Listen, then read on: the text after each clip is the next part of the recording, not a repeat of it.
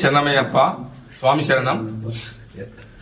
శుక్రవారం రోజున తేదీ 29/12/2023 శుక్రవారం రోజున సాయంత్రం 6:30 గంటలకు గురుస్వామి టీకే తిరుపతి మరియు నేను లెక్కల గంగాధర్ గారి 18వ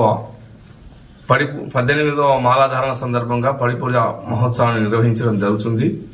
శ్రీ సుంతాలాబాద్ అయ్యప్ప స్వామి ఆలయంలో ప్రదీప్ గురుస్వామి ఆధ్వర్యంలో నిర్వహించడం జరుగుతుంది మహాపడిపూజ మహోత్సవం.